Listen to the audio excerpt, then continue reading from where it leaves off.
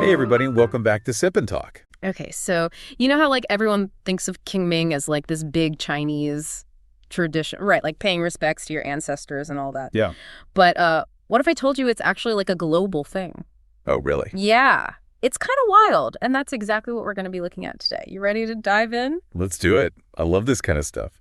So where do we start? Well, first we're going to break down like what Qingming actually is in China. You know the basics, like what people do and when. Sounds good. Then we're going to like travel the world basically and see how other cultures have similar traditions. Oh, cool. Yeah. And then we're going to even connect all that to why people love ghost stories. Oh, that's interesting. It's all connected, like super interesting connections you might not even realize. I'm ready for those aha moments. Me too.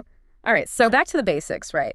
Qingming in China. So it usually falls around April 4th or 5th. Okay. But it's actually based on this whole solar term thing in the lunar calendar. Right.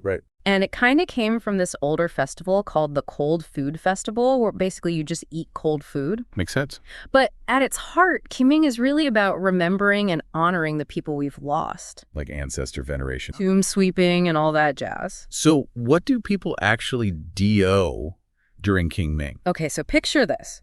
Families head to the cemeteries, all geared up with their cleaning supplies, and they get to work sprucing up the graves. It's like a massive cleanup operation. Oh, wow. And then they burn joss paper, that paper money for the afterlife, to give their ancestors some spending money on the other side. Makes sense. And then there are offerings of food and drinks, like a little feast for the spirits. Yeah, picnic? Exactly. Some people even go all out and set up little altars at home, like a dedicated space to honor their ancestors. It's quite beautiful, actually. It's so interesting how different cultures approach death and remembrance. Totally. And speaking of atmosphere, there's this classic saying, Qingming Shijiyu Fen Fen. Ooh, I've heard of that.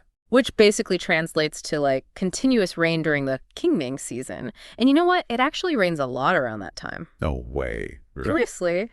Adds to the whole mood, like all gloomy and kind of eerie. Especially if you picture those old graveyards, all misty and shrouded in fog. Spoofy. Yeah, totally. And that's where the ghost stories come in. You've got people visiting graveyards, thinking about the afterlife, and it's often in these kind of remote areas. Yeah, ripe for spooky tales. It's like the perfect setting for a ghost story, right? Especially in those rural villages where you can really feel that connection to the past and those who've passed on. Right. Like you're more in touch with those kind of things in a village setting. Yes. So fascinating how it all comes together. Right. And the thing is, this idea of Qingming, this remembrance thing, it's not just a Chinese thing. Wait, really? Yeah. It's spread to a bunch of other countries, mainly because of how influential Han culture has been. Oh, that makes sense. So first stop, Taiwan. Okay. They're pretty close to mainland China, culturally speaking. Yeah. So their Qingming is very similar. Tomb sweeping, ancestor veneration, the whole deal. They even have this special food called kaozai guo. What's that? It's this yummy little glutinous rice cake, often filled with like savory stuff. Oh, nice. Yeah, and it's kind of similar to qingtuan, which you find in mainland China too. Right. Oh, and get this. They used to have their public holiday for Qingming tied to a totally different Memorial Day in April. But now they've switched back to the traditional date. Kind of cool, right? That is kind of cool. Traditions evolving, All right, so where are we headed next on our little world tour of Qingming? How about Vietnam? Okay. They have this festival called Tet Thanh Minh, which basically translates to Clear Brightness Festival. Okay, sounds familiar. Yeah, it happens around the third day of the third lunar month, though, so not exactly the same time as our April Qingming. A little later, huh? Yeah. But it's got a lot of the same elements, like cleaning ancestral tombs and going on spring outings. Plus, they eat these special cold foods, like sweet soup balls. Sweet soup balls? Yeah. And even though it's not an official public holiday, ancestor worship is still a big deal for them. They also show respect to local spirits, which is kind of cool. Oh, wow. That is cool. So many different ways to remember, right? Yeah. So where to next? Okay, let's jump over to Singapore.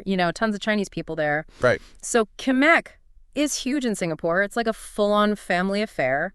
People head to the cemeteries for tomb sweeping, ancestor veneration, burning joss paper, and the food offerings are insane. They go all out with chicken, duck, seafood. It's like a feast. A feast for the ancestors. I love it. Right. But get this. Some of the Chinese Singaporeans who are Christian, they might offer flowers and candles instead of the joss paper. Interesting. Adapting to different beliefs. Exactly.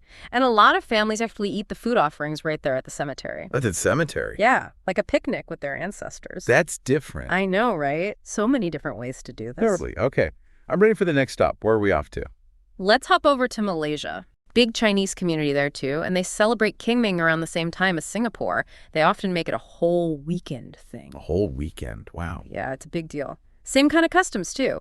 Tomb sweeping, burning incense, and those big food offerings. Those are pretty universal, huh? Yeah, and some families even go all the way back to mainland China to pay their respects at their ancestral home. It's like this super strong connection to their roots. I can see that. Like a pilgrimage almost? Yeah.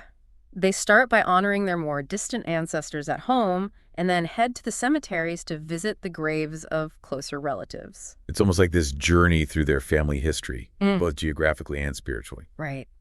Super powerful stuff. Okay, so now let's talk about South Korea. Okay. They have this thing called Hansik that falls around the same time as Qingming. Hansik. Yeah. It's not exactly the same as Qingming, though, but it definitely has some shared roots. Like, well, for one, they both have this connection to the changing seasons and the practice of preparing cold food. Remember the old cold food festival we talked about? oh, right, yeah. Hansik is kind of like a nod to that. They also clean graves as part of ancestral rites, but they don't usually burn paper because of, fire hazards. Yeah, that makes sense. And these days, Hansik is more like a general spring memorial day for them, so it's not as intensely focused on ancestor veneration as Qingming is in some other places. Interesting. So similar but different. Okay, so now for Japan. You ready for a curveball? Hit me with it. Mainland Japan doesn't really have anything like Qingming. Really? The Ryukyu Islands, which are like Okinawa, they actually have a Qingming festival. No way. What? Yeah, it's because of all the trade and cultural exchange they had with China back in the day. Oh, that makes sense. They do ancestor veneration, grave cleaning, and food offerings, but it all happens during the third lunar month. And it's way more of a local thing with its own unique Okinawan twist. Okinawa always has to be a little different, huh? Gotta stand out. Oh, and did you know that Chinese communities in other parts of Southeast Asia, like Thailand, Indonesia, and the Philippines, they celebrate Qingming too? Oh, yeah. I did hear about that. Yeah. They've got these large Chinese populations, especially in Thailand and Indonesia. And in the Philippines, it's mostly the descendants of Fujianese immigrants who keep the tradition going. They've got all the usual stuff like tomb sweeping, incense burning, and offerings. Right. But they've also incorporated local cultural elements, which is super cool. Oh, I bet. Like what kind of stuff? Well, for example, some Filipino Chinese might say Catholic prayers instead of burning joss paper. Oh, wow. That's interesting. It's all about adapting and blending. Right. It's fascinating to see how these traditions can change and evolve as they spread. I know. It's like this reminder that even though cultures are different, we all share these fundamental human experiences. Absolutely. And what's really cool? When you think about how widespread these traditions are, it makes you realize why ghost stories are so universally popular too. Ooh, yeah, good point. It's like this inherent fascination with death and what comes after. Exactly. We're drawn to those mysteries, those unanswered questions. Yeah. And ghost stories kind of tap into that same sense of wonder and fear. Like they explore those themes of mortality, the afterlife, all that stuff that's kind of taboo, but also super intriguing. Totally. Okay, so speaking of ghost stories, did you want to share that creepy one you found? Ooh, yeah. It's called The Name on the Tombstone, and it's set during Qingming, so get ready to get spooked. All right, I'm ready. Lay it on me. Okay, so picture this. You're in this remote mountain village. It's Qingming Day, and it's that classic gloomy, drizzly weather. This young guy, Shaolin, is with his family, heading to the cemetery. It's all very somber and quiet. Spooky setting. Right, like you can already feel the chills. So they get to their family's burial plot, and it's on this little hillside, all overgrown or stuff. Oh, I hate those overgrown cemeteries. Yeah, not exactly a cheerful place. Anyway, they start cleaning up the graves, pulling weeds, and Shaolin's job is to wipe down the tombstones. All very routine, Yeah. But then as the day goes on, the rain starts pouring, and his family tells him to hurry up. So he's packing up his stuff. And he sees this tombstone he's never seen before. Oh, a new tombstone. That's never good. I know, right? And it's like super clean and new, totally out of place. So he walks over to see who it belongs to, and that's when things get freaky. The name on the tombstone, it's his name. And the birth date, is exactly the same as his too. No way. But the death date is blank. Oh, that's just creepy. Right. So he freaks out and calls his mom over. But when she looks, there's nothing there. And then when he looks again, the tombstone with his name is gone. Yeah, like it vanished into thin air. So he's obviously shaken, but they head home. That night, he's trying to sleep, but he keeps hearing this scratching at his window. Oh, that is so creepy. I know. So he finally gets the courage to look, and he sees this drop of liquid fall from the window frame onto his hand. But it's not rainwater, it's blood. Blood. Oh, no. And the next morning, he's gone, vanished. All that's left is a note on his pillow that just says, "I'm home." I'm home. God. His family rushes back to the cemetery, and guess what? The tombstone with his name is back. And this time, the death date is filled in. It's the date of the previous day. Oh my God, that is chilling. Right. It's like the Qingming setting just amplifies the creepiness. Totally. The whole atmosphere, the connection to ancestors and death, the isolation of graveyards, it all adds to that feeling of unease. Okay, and speaking of unease, we actually have a few more spooky stories we've collected. We'll be sharing those with you a little later. Ooh, a little terror special, huh? Exactly. If you like a good scare, stick around. So before we get to those, let's just recap what we've learned about Qingming. Okay. So it's clearly not just a Chinese thing, right? Yep. It's all over East and Southeast Asia in all these different forms. But at the end of the day, it's all about remembering and honoring those who've passed on. Exactly. And it's wild how this whole remembrance thing ties into our fascination with ghost stories. Right. It's like this universal human experience. Totally. So what do you think, listeners? What does it all mean? Why are we so drawn to these traditions and these stories? What do you think it says about how we deal with mortality and the unknown? Maybe this has got you thinking about how your own family or culture remembers loved ones. Or maybe you're now super curious about ghost stories from all over the world. Either way, we hope you enjoyed this deep dive into Qingming. It's a fascinating tradition. All right, stay tuned for those spooky stories. Things are about to get creepy. Don't say we didn't warn you. We'll be right back. I just want to give another shout out to Micky from Micky-to-Life. His channel is a treasure trove of inspiration, and he's a huge Sip&Talk fan. Absolutely. Make sure to check him out and maybe even share your awesome podcast intro with him once you've created it. All right, so are you ready to get a little spooked? Because we are diving deep into horror today, and we are starting things off with some seriously creepy little stories, just super quick hits of fear. Are you ready? Yeah, hit me. Okay, so imagine this. You find a third box of your grandma's stuff, and she specifically told you, don't open the third one, but naturally you do anyway.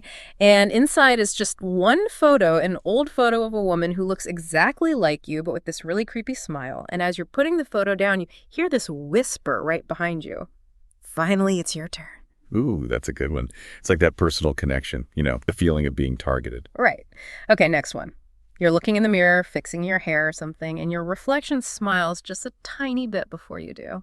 Oh, the uncanny valley. When something is almost human, but just a little bit off, it was so creepy. It is. All right, a kid is humming this really weird lullaby, just a tune you've never heard before in your life, and you ask them where they learned it, and they point over to an empty corner of the room totally innocently and say, "My sister taught it to me," except they don't have a sister. Oh, that's good. The innocence of a child. But then something sinister is always really effective. Right. Okay, how about this one? You're in an elevator after a long day, just wanting to get home, and the elevator stops, but it's not your floor. It's the 13th floor, except there isn't a button for the 13th floor. The doors open, and there is this dimly lit hallway, and someone walks out, smiles this really creepy smile, and says, "You finally returned. But you've never been there before," and they lead you into an apartment, and it's filled with photos of you, pictures you've never taken. Wow, the loss of control. That feeling of being in a reality that isn't yours, that's disturbing. Right. Okay. How about this? A shadow, just a normal shadow, but when you're perfectly still, sometimes you see it move on its own, and one time it winked at you. Ooh, that's just straight up creepy. Okay, last one. Your phone rings at 3 a.m., you pick up all groggy, and it's your own voice whispering frantically, "Wake up, you're not home yet." You jolt awake, and you find yourself parked on a totally deserted highway with the car door wide open. Oh, that feeling of like your own mind betraying you, the unreliable narrator. But it's yourself. Those are some good ones. They really set the mood. Our little taste of horror. And it really makes you think, right, like, why do we enjoy this stuff? Why are humans so fascinated by horror stories? I mean, these little stories are fun in a creepy way, but I feel like there's got to be something deeper going on. Yeah, it's a question that has been around for a really long time, you know? I mean, think about ancient myths and folklore. Humans have always told stories about monsters and things that go bump in the night. It seems like it's just part of what makes us human. Totally. And that's exactly what we're going to explore today in this deep dive. We've got some really fascinating material here that delves into like the science behind our reactions to fear, the psychology of why our brains seem to enjoy it, and even the social side of things, like how horror kind of reflects what's going on in society. So are you ready to unpack all of this whole fascination with fear? Yeah, let's get into it. Let's start with the basics. Like what actually happens in our bodies when we get scared? Okay, so picture this. You're watching a scary movie, right? You're walking down a dark hallway and suddenly something jumps out. Bam. What happens inside you? Your body kicks into this like super fast fight or flight mode. That's your amygdala. It's like your brain's little alarm system going off. And then your body just gets flooded with adrenaline. Right. Adrenaline is like this burst of energy that prepares you to either fight whatever the threat is or run away from it. And that causes, all the classic fear responses, like your heart starts pounding, your blood pressure goes up, your eyes dilate to take in more information, and your muscles tense up, ready for action. Yeah, even if the only action you're taking is like grabbing the person next to you on the couch. Exactly. But here's the thing, right? Yeah. We are choosing to put ourselves in these situations. Like we know that the monster on the screen isn't going to actually get us. And that leads us to this concept of safe fear, where we get to experience all those physical reactions and feelings, but in a safe environment. Like it's like riding a roller coaster, all the thrills, but you're strapped in. Exactly. And the science backs this up too. There was this study in 2019, I think, by Sachs and some other researchers, and they found that after that initial fear response, our brains do something kind of unexpected. They activate the reward system, and we get this release of dopamine. It's that feel-good chemical in our brain, like when we eat a really good piece of cake or, go on a thrilling ride. Right. So it's like our brain is rewarding us for surviving that scary experience. That is so wild. Yeah, there was another study, this one in 2020 from Aarhus University, and it was led by Matthias Klassen, and they found that the satisfaction that people get after watching a horror film is very similar to what people experience after they do extreme sports. It's that feeling of pushing your limits and then coming out okay on the other side. Oh, that makes sense. It's like we're testing our boundaries, but in a controlled way. I could see how someone who loves skydiving might also really be into horror movies. Yeah. And there was another study in 2017. This one was in the Journal of Neuroscience. And they found that our prefrontal cortex, that's the part of our brain that handles, reasoning and decision-making, that it plays a really important role because it's constantly assessing whether or not a threat is real. So when we're watching a horror movie, our prefrontal cortex is like, okay, this is just fiction. So we can enjoy the fear without freaking out. So our brains are basically like, okay, this is just a movie. It's not real. Let's have some fun with all this adrenaline. Yeah, pretty much. It's this delicate balance, though, because if the fear becomes too real or too intense, then that prefrontal cortex has a harder time keeping up, and then the enjoyment can turn into genuine distress. We all have our limit. Totally. There's definitely a sweet spot, right? Too tame and it's boring, too scary, and you're hiding behind a pillow. Okay, so we talked about all that science-y stuff, like the adrenaline, the dopamine, all of that. But what about the psychology behind this? Like, why do we like to be spooked? One theory is called the excitation transfer theory, and it was developed by Dolph Zellman back in 1978. And the basic idea is that when we experience a strong emotion, like fear, that emotional energy kind of sticks around for a while. And if something good happens soon after, that leftover energy actually makes that positive feeling even stronger. Okay, so like you're watching this intense scene in a movie, right? Your heart is racing, you're on the edge of your seat, and then the monster is defeated or whatever the scary part ends, and you just feel this wave of relief. But that relief feels even better because of all that leftover fear energy. Exactly. And it's interesting because like couples who go through a scary experience together, like a haunted house or watching a scary movie, they often say they feel closer afterwards.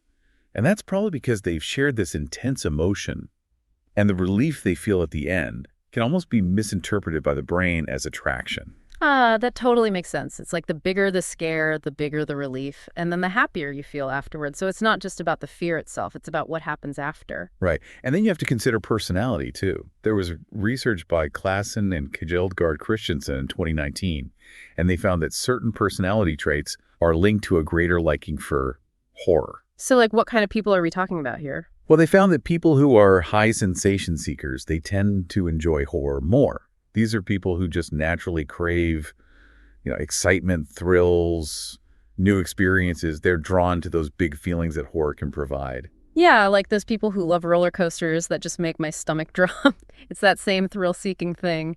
Exactly. And they also look at something called the dark triad. That's narcissism, Machiavellianism, and psychopathy. Now, obviously, this doesn't mean that all horror fans have these traits, but they did find a correlation. And it suggests that people who are higher in these traits might enjoy that sense of power and control that they get within those scenarios. Maybe they even identify with the villains a little bit. That's a little creepy to think about, but I guess it makes sense. It's like they get to explore those dark impulses in a safe way, like playing the bad guy in a video game. Right. It's a way to kind of explore the darker side of humanity from a distance. But let's think about this from an evolutionary perspective. Like our ancestors, they had real dangers to worry about, predators, the unknown. Why would we have evolved to be fascinated by things that scare us? Yeah, I mean, you'd think they had enough real-life scary stuff to deal with. Well, fear was essential for survival. Being able to recognize threats was key. And evolutionary psychologists believe that horror stories actually tap into these deeply ingrained fears, and they give us these, what they call, simulated survival challenges. So it's like our brains are running a practice drill for scary situations. Exactly. By engaging with these fictional threats, we get to practice our responses in a safe environment. We can learn to cope with fear, learn to identify potential dangers. That's fascinating. So that jump scare in a movie is actually preparing me for what? Like a surprise party? Maybe not a surprise party. Yeah. But it's more about, strengthening your ability to react to unexpected situations without panicking. There was a study in 2018 from the University of Chicago by Colton Scrivener, and they suggested that people who enjoy horror regularly might actually be better prepared for real-life emergencies because they've mentally rehearsed these kinds of scenarios. Wow. So my love of horror movies is actually preparing me for the zombie apocalypse. I'm going to use that as an excuse next time someone judges my Netflix queue. Yeah, go for it. But beyond that evolutionary stuff, there are also some simpler psychological reasons why we might enjoy horror. Think about just the pure stimulation, the adrenaline rush, all within the safety of your own home. And there's also the novelty of exploring situations that are completely unreal. I mean, who hasn't wondered what it would be like to, face a ghost or come face to face with a vampire? Horror lets us explore all those dark what-if scenarios. It's like scratching that what-if itch, What if the dead did come back to life? What if there was a monster under my bed? Right, and let's not forget that curiosity about the dark side of humanity. Horror often deals with themes of violence, death, things that are kind of taboo to talk about normally. It gives us this safe space to confront those aspects of life. Yeah, it's like we're peeking behind the curtain at all the stuff we're not supposed to see, but we know we can close our eyes if it gets too intense. Right. And there's also the element of control. We can choose when to watch, when to stop, and even when to peek through our fingers during the scary parts. It can actually be empowering. And of course, there's that element of learning and preparing for potential threats, even if they are fictional. And I also think the social aspect of horror is really important. Like, think about going to a haunted house with your friends or telling ghost stories around a campfire. It's something you do together. It's a shared experience. Like, misery loves company, but fear loves company, too. Absolutely. Sharing scary stories is such a powerful bonding experience. It creates camaraderie, a shared thrill. Okay, so we've talked about the science, the psychology, and now I want to talk about how horror stories reflect the times and societies that they come from. This is where things get really interesting. Yeah, horror stories often act as these social metaphors. They reflect the anxieties, the fears, even the hopes of different time periods. Think about the 1950s. During the Cold War, there was so much fear of the unknown right, of these outside threats. And what were the most popular horror movies? Alien invasion stories like The War of the Worlds. And those weren't just about scary aliens. It was a way for people to process their fears about this unknown enemy. Right. Those aliens were basically stand-ins for the fear of communism and the Cold War and all those unknown dangers. Exactly. And then fast forward to the 1980s, there was a lot of anxiety around serial killers. And guess what became popular? Slasher films. Movies like Halloween and Friday the 13th. Those films really tacked into this fear of random violence and the feeling that the world wasn't as safe as we thought it was. And now with all the technology and stuff in the 2000s and beyond, we're seeing a lot of horror that deals with artificial intelligence and surveillance and the downsides of technology. Shows like Black Mirror really play on that fear. Right? Those stories hold up a mirror to our anxieties. They give us a way to think about those fears and maybe even process them. But beyond reflecting anxieties, horror stories can also serve as these moral warnings. They can explore what happens when people break the rules or go against societal norms. Like those old vampire stories, what kind of warning were those? Well, vampires with their insatiable thirst and predatory nature, they can be seen as warnings against indulgence and going against the traditional social order. They represent the dangers of giving in to our desires. And what about zombies? They're everywhere these days. What message do you think they're sending? I think zombies often symbolize conformity and the fear of being overwhelmed by the masses. Like that relentless, mindless horde can represent our anxieties about losing our individuality and our fears of societal collapse. That's a kind of dark way to look at it, but it's pretty accurate. And if you look across different cultures, you see different types of horror reflecting their specific concerns. Like in a lot of Eastern folklore, ghosts are a big part of horror stories. What kind of messages do you think those stories are sending? Well, from what I know, ghosts in a lot of Asian cultures represent injustice and unresolved issues and the importance of respecting the dead. They're often seeking revenge for things that happened to them in life. Exactly. So horror stories aren't just about scaring us. They're about teaching us, warning us, helping us process those anxieties and fears. And you can't deny how much money the horror industry makes. It's a huge business. Movies, books, games, haunted houses. Oh, yeah. The box office numbers for horror movies are insane. Yeah. I think in 2023, they made like $3 billion worldwide.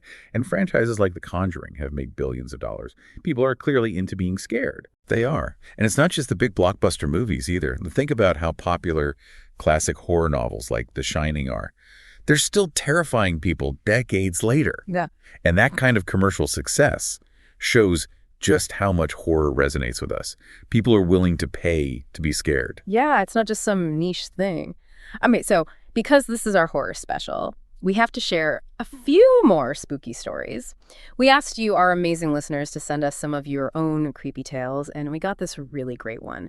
Closing your eyes while washing your hair and feeling like someone is watching you. Ooh, that's a classic, and it's so simple, but so effective. Why do you think that is? For me, it's the vulnerability. You've got your eyes closed. You're just in this routine moment, totally not expecting anything. And then that feeling of being watched is so unsettling. Like there's this unseen presence, you know? It reminds me of when I was a kid and I was convinced there was a monster behind the shower curtain. Yeah, it takes an everyday moment. It makes it creepy.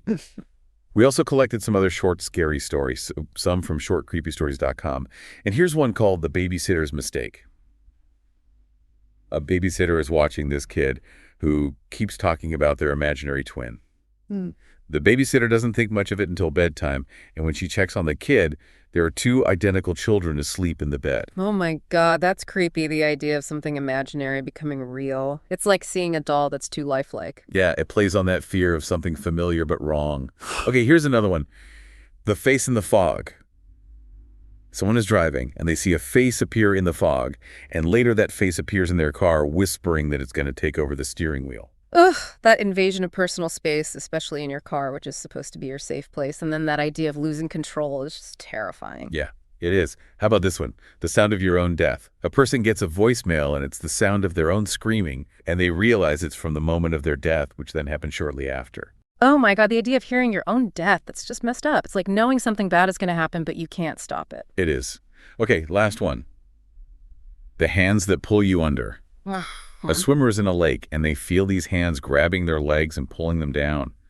They look down, and they see these pale figures in the depths, and they're saying that the swimmer will join them. The fear of drowning and then these creepy figures under the water, that's terrifying. And it makes me think of all the times I've been swimming in a lake and felt seaweed brush against my leg and just freaked out. Yeah, and these short stories, even though they're brief, they're so effective because they rely on suspense and the unknown, and they tap into those everyday fears we all have. They prove that you don't need a complex plot to scare someone. Sometimes the simplest things are the scariest. Absolutely. Okay, so we have explored a lot today. We've gone deep into the world of horror. Why are we so drawn to these scary stories? Well, I think as we've seen, it's a mix of different things. Biology, psychology, and the way we function as social creatures. Biologically, it's about that safe fear experience and that adrenaline rush. Psychologically, it's the way our brains process fear and relief.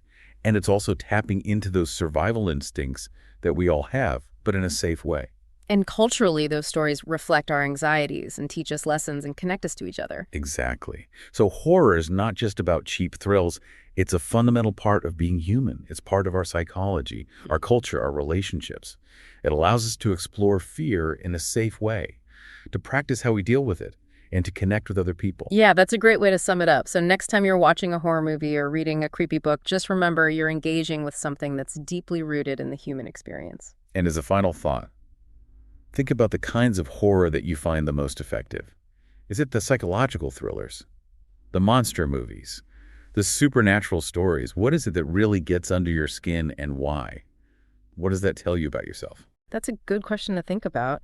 And before we end this episode, I want to give a quick shout out to our friend Micky.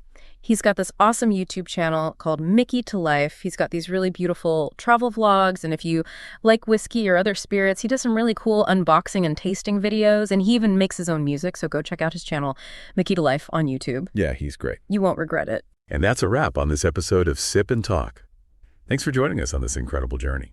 And we'll see you next time for another deep dive into the unknown.